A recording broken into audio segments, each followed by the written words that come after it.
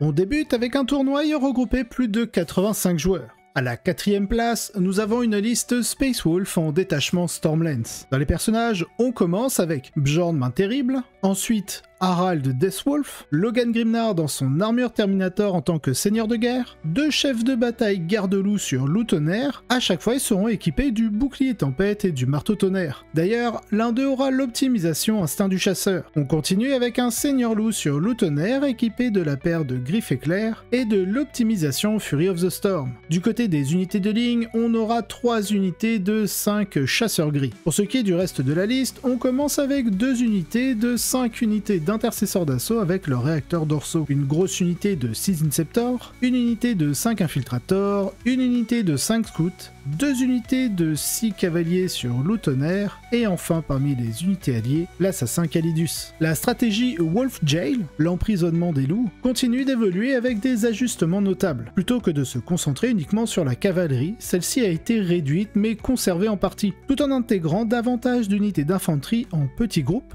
Cette approche permet une plus grande flexibilité et une capacité à s'adapter aux situations variées. Un ajout intéressant est la présence de Bjorn offrant une précieuse aura de debuff grâce à l'aptitude Vect. Par ailleurs, le choix d'éviter l'utilisation de Murderfang montre une certaine prudence dans la construction de la liste. Les Inceptors apportent une capacité de frappe rapide particulièrement utile face à des adversaires hésitant à engager le combat, donnant à cette liste un moyen de contrôler à distance tout en maintenant la pression. Ce mélange d'unités permet à cette armée de rester équilibrée, capable de gérer des menaces multiples et de bien performer dans les objectifs du pack Paria. Cette combinaison de flexibilité et de puissance s'est révélée être une stratégie gagnante, contribuant à de solides performances en compétition. À la 3e place, nous aurons une liste Adeptus Mechanicus, dans leur détachement Skitarii Hunter Cohort. Dans les personnages, on commence avec 3 Marshals Skitarii. Le premier aura l'optimisation Quantic Tralnet, le deuxième, en tant que seigneur de guerre, aura l'optimisation Battlesphere Uplink. Et on finit les personnages avec un Technoprêtre Manipulus. Du côté des unités de ligne, on va avoir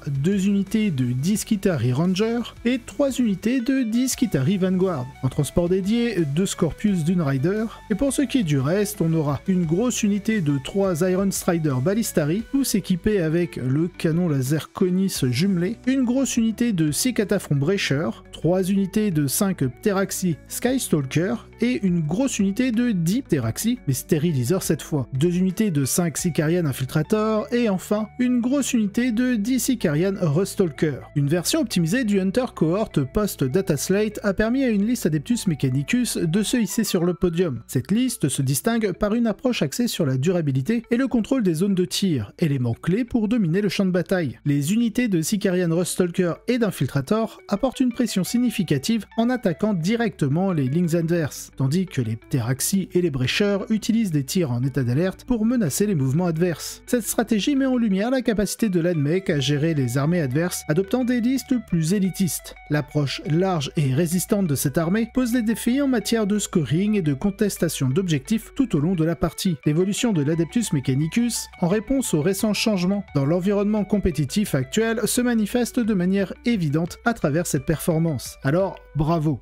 Pour la seconde et première place, nous avons une confrontation entre une liste Adeptas Sororitas dans le détachement porteuse de flammes et une liste des cultes Genestealers en détachement Outlander Claw. Débutons avec la liste Adeptas Sororitas. Dans les personnages, nous aurons une chanoinesse avec ses réacteurs dorsaux, Morvenval en tant que seigneur de guerre, une palatine avec l'optimisation Righteous Rage, Sainte Célestine et le triomphe de Sainte Catherine. Dans les transports dédiés, ce sera 3 Immolators, et pour ce qui est du reste, on aura 2 Castigators à chaque fois équipés de leur autocanon, 2 unités de 10 Dominions à chaque fois équipées des 4 fuseurs, une unité de 3 Parangons pour accompagner Morvenval, une grosse unité de 10 Séraphines entièrement équipée de lance-flammes, et enfin une unité de 10 Sœurs Novices. Maintenant, passons à la liste des cultes Genestealers. Dans les personnages, on commence avec 3 Kellermorph dont l'un sera seigneur de guerre. Ensuite, un saboteur Reductus avec l'optimisation cartographique Datalish. Côté unité de ligne, on commence avec 2 unités de 5 acolytes hybrides en autopistole, et ensuite 6 unités de 5 acolytes hybrides avec les flammeurs. On continue avec une unité de 10 néophytes hybrides. Côté transport dédié, ce sera 2 Goliath. Et enfin pour le reste, on aura 3 unités d'Achille Rightbrunner.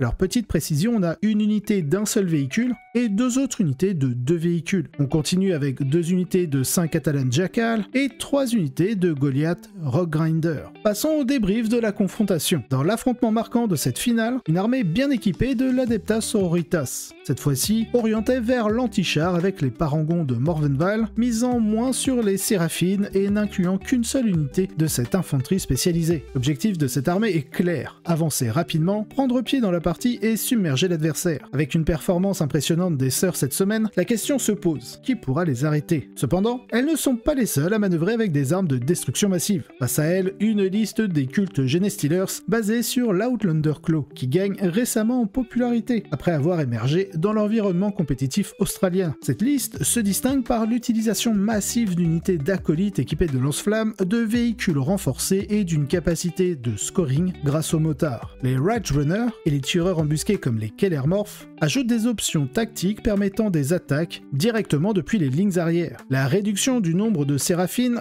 pourrait avantager les cultes Genestealers, mais briser les transports et l'unité de Morvenval reste un défi majeur. De leur côté, les sœurs disposent du redoutable duo de fuseurs et de dés de miracle capables de traverser les véhicules des cultes Genestealers sans aucune difficulté. Cependant, les cultes Genestealers peuvent compter sur l'endurance de ses forces avec un retour progressif des ressources qui pourrait lui donner un avantage en fin de partie, particulièrement lorsque l'infanterie des sœurs de bataille commence à s'épuiser. Finalement, le match s'est joué de manière serrée, avec une victoire 84 à 74 en faveur des cultes Genestealers. Ce succès pourrait bien confirmer leur retour en tant qu'option compétitive. Comme vous venez de le comprendre, à la seconde place, nous avons la liste Adepta Sororitas en porteuse de flammes. Cette construction basée sur une version que l'on connaît déjà très bien de l'Adepta Sororitas, lors de ce duel n'a pas offert de grandes surprises, mais elle a été exécutée à la perfection. Ayant affronté l'armée pilotée par un joueur de renom lors de la ronde finale, il est évident que cette liste est redoutable entre de bonnes mains. Les sœurs de bataille ont bénéficié d'un avantage considérable dans l'environnement compétitif, ce qui ne manquera pas d'attirer l'attention des joueurs avant la mise à jour de septembre. Et au moment où sort la vidéo, je pense que les changements de coups en point sont déjà sortis. En attendant, la domination des sœurs de bataille s'est bien affirmée dans les compétitions récentes. Et bien entendu, à la première place, nous avons la liste des cultes Genestealers dirigée de main de maître par Inès Wilson. Le succès de la liste Outlander Claw des cultes Genestealers repose sur une combinaison ingénieuse de tactique et de synergie interne qui la rendent particulièrement redoutable. Cette armée excelle à contrôler l'espace sur le champ de bataille et à concentrer sa capacité de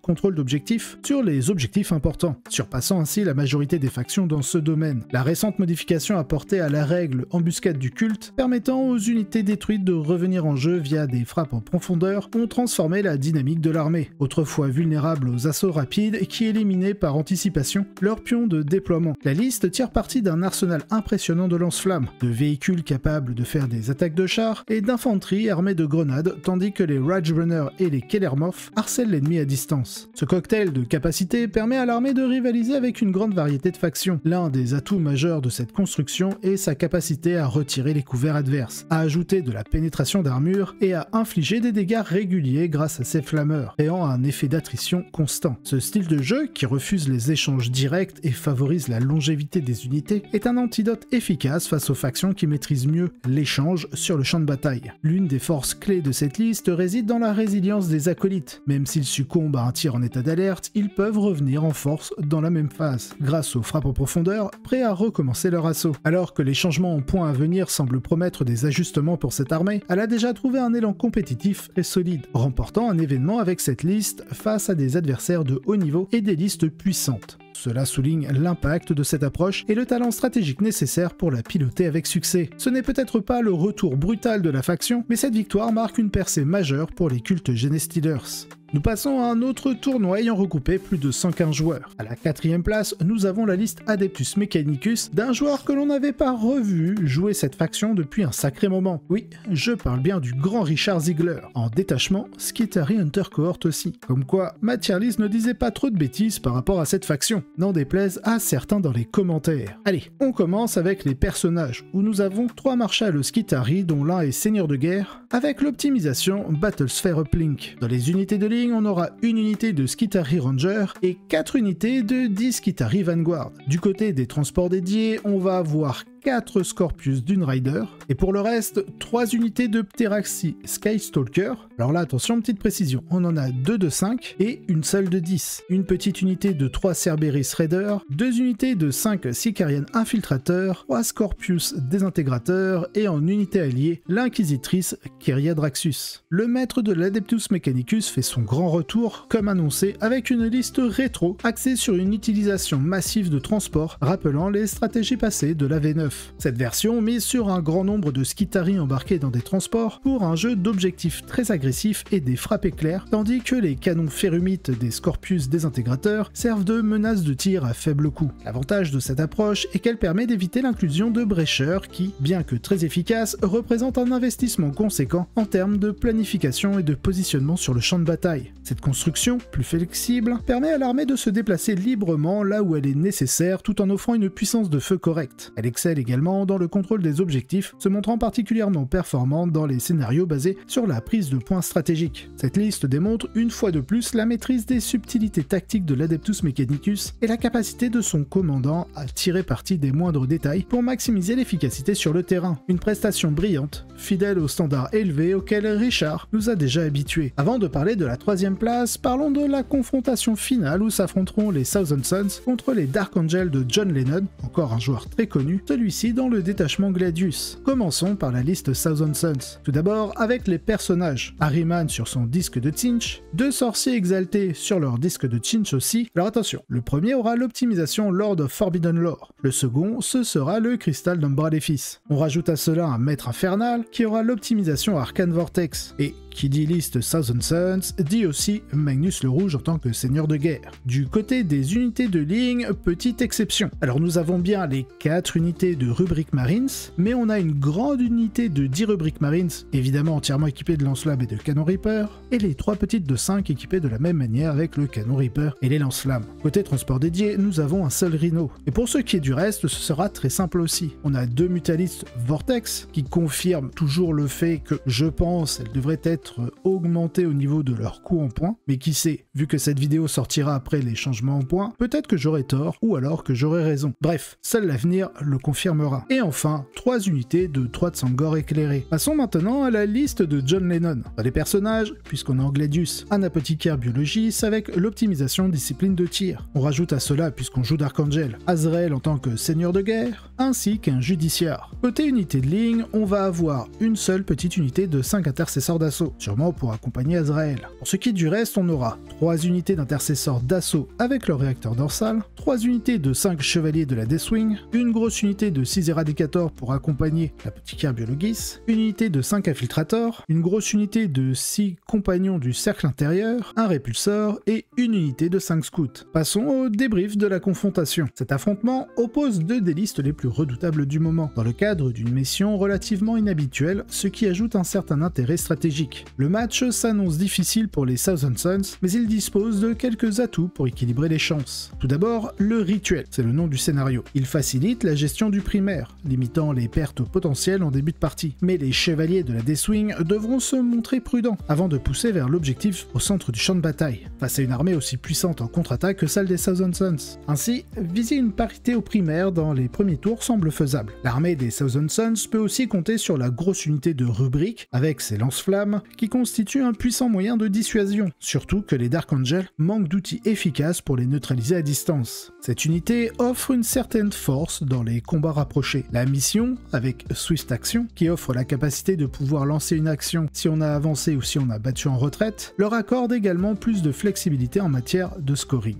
Un avantage précieux pour cette faction souvent tactiquement contrainte. Cependant, le défi reste de taille pour les serviteurs de Tzeentch, car il leur est difficile de maintenir suffisamment de présence sur le champ de bataille pour sécuriser une victoire à long terme. Mais le rituel condense les combats autour des objectifs primaires. Il risque de favoriser les chevaliers de Deathwing, notamment au début de partie. Ce match met également en lumière l'efficacité des intercesseurs en réacteurs dorsaux pour le contrôle des objectifs. Ces unités, utilisées pour valider des points de secondaire, surpassent en qualité ce que d'autres factions obtiennent avec des unités de second rang, ce qui contribue à la puissance actuelle des Dark Angels ainsi que des Blood Angels. Pour les Thousand Suns, la stratégie optimale consiste à placer le second objectif le plus éloigné possible sur un côté de la table, tout en utilisant des ressources minimales pour freiner l'avancée des Dark Angels et accumuler progressivement des points. Remplacer une unité de rubrique et une escouade de Tsangor éclairée par 2 unités de Tsangor aurait été intéressant, car ils offrent un double mouvement et un fort contrôle des objectifs grâce à leur capacité de contrôle d'objectifs assez élevée. Cela aurait pu leur donner un avantage décisif. Mais en l'état, ils doivent espérer que les Dark Angels commettent des erreurs, en sacrifiant trop d'unités face à Magnus ou à la grosse unité de rubrique Marines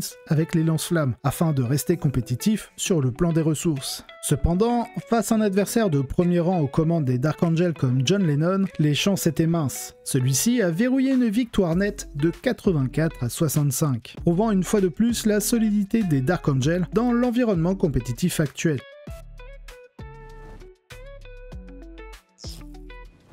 Vous l'aurez compris, la liste Thousand Suns finit à la 3e place, donc passons au débrief. Une liste qui se passe quasiment de présentation, les Dark Angels peuvent se mesurer à cette armée, et les Blood Angels ont peut-être la capacité de la submerger, mais la puissance brute et la diversité des menaces que cette liste projette en font un défi redoutable pour presque toutes les autres factions. La combinaison de la résilience et de la flexibilité la rend difficile à contrer, offrant à l'adversaire peu de marge pour exploiter des faiblesses. Donc félicitations pour avoir mené cette armée jusqu'en finale, où il a réussi à livrer une performance respectable même dans un match aussi difficile. Et pour ceux qui se poseraient la question du pourquoi cette liste finit à la 3e place, c'est parce que nous sommes en ronde suisse. Il arrive que les 2 derniers joueurs en finale, le premier qui l'emporte reste premier et le second dégringole dans le classement. Bref, dans tous les cas cela souligne non seulement la solidité de la liste, mais aussi l'exécution tactique qui a permis d'atteindre ce niveau de compétition. À la 2e place, nous avons un autre joueur très connu, qui a dirigé une liste Chevalier Gris, c'est bien de Jack Harpster dont je parle. Dans les personnages, nous avons 2 archivistes de la confrérie, ensuite 2 grands maîtres dont l'un sera équipé de l'optimisation saut d'exigence. Bien sûr, en seigneur de guerre, nous aurons Kaldor Draigo. Du côté des unités de ligne, ça va être très simple. 2 grosses unités de 10 Terminators de la confrérie, une unité de Strike, et pour ce qui est du reste, là aussi très simple, une grosse unité de 10 Paladins. En 2e position, une liste spécialement conçue pour affronter un environnement compétitif dominé par la réduction de dégâts. La combinaison Paladin Grand Maître avec le saut d'exigence est ici mise à l'honneur, un choix qui mérite d'être utilisé plus fréquemment. Cependant, la version de Jack va encore plus loin en ajoutant un Grand Maître à une unité de Terminator, créant ainsi une véritable machine à broyer en mêlée, capable de menacer quasiment tout grâce à la touche fatale. L'intégration de Kaldor Draigo dans cette armée renforce encore davantage cette pression, constituant une combinaison ultra menaçante. Cette liste a la capacité non seulement de submerger les adversaires, mais aussi de maintenir un jeu d'usure face à n'importe quel ennemi tout en excellant dans les missions secrètes. Il s'agit là d'une variation extrêmement efficace de la faction, parfaitement adaptée à l'environnement compétitif actuel. Ce n'est pas une surprise venant des membres d'Art of War, et cette 2e place bien méritée en est la preuve. Pour ce qui est de la 1re place, comme je l'ai dit précédemment, nous avons la liste de John Lennon. Il s'agit indéniablement de l'une des meilleures armées du jeu, et John Lennon fait partie des grands noms qui l'ont popularisé. Dès lors, le résultat n'est guère surprenant. Nous avons déjà bien abordé les forces de la liste dans la confrontation finale. Alors, mes félicitations pour avoir ajouté un autre trophée à ce qui doit être une véritable collection dans les bureaux d'Art of War. Si vous avez apprécié cet épisode, n'hésitez pas à liker, vous abonner et laisser un commentaire. Cela aide énormément au développement de la chaîne, et je remercie tous ceux qui le font. Si vous voulez avoir les épisodes en avance et sans publicité, vous retrouverez en description le lien directement vers ma page Tipeee, ainsi que d'autres contreparties. De plus, vous aurez un lien d'affiliation du partenaire de la chaîne, My Hobby Place, si vous souhaitez passer commande. Allez, sur ce, je vous souhaite un excellent wargame.